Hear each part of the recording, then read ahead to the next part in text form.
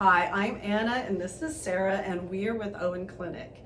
We were going to talk about a couple of tools today, 2 or 3 maybe, for forming new habits since it is the new year. So Sarah, do you have any ideas for ways to form new habits that might help us as we're trying to do this? I do. I think that sometimes in a previous video, Susan was talking about not trying to form habits that aren't realistic. And so I often will try to set like small priorities. So if I want to read more in 2023, or I want to run more or something like that, I'll say, okay, I'm going to read 10 pages a day, or something that is attainable and I can actually see progress in, like setting a tangible goal instead of being like, I'm going to read 50 books in 2023. That's probably not realistic for me.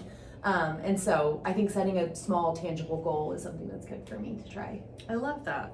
Also, there's a couple of tools that researchers recently have talked about, areas of our brain that actually help us when we want to start doing a new habit. One of them is procedural memory.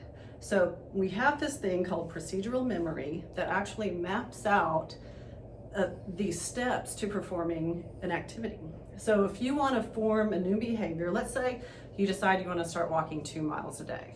So what you can do to use this procedural memory to help you is you can actually visualize the steps that it takes to perform that task.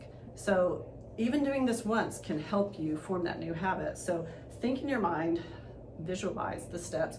I'm going to walk out the door, I'm going to lock my door, I'm going to put in my AirPods, I'm going to walk down the street, I'm going to take this route, and then I'm going to look at my Fitbit when I hit 2 miles, and I'm going to walk back to my house, and actually visualize yourself doing it. So procedural memory, the way that we use that now is like you don't even think about feeding your dog. So your procedural memory already knows the steps to feeding your dog, where the dog food is, how many scoops. And a lot of times just doing that one time will help you form that new habit. That's really good. There was one other idea that I had that I read about recently. It's called habit stacking. And so pairing a habit that maybe feels more like an obligation, like going for a walk or going for a run, saying, okay, every day after my walk or my run, I have my smoothie that I really love afterwards. So pairing a more challenging habit with something that is more pleasurable can be a good thing to help, like you associate some positivity with your habit you're trying to form. I love that. That sounds great. Well, if you need any help forming new habits, please contact Owen Clinic and we would love to help you.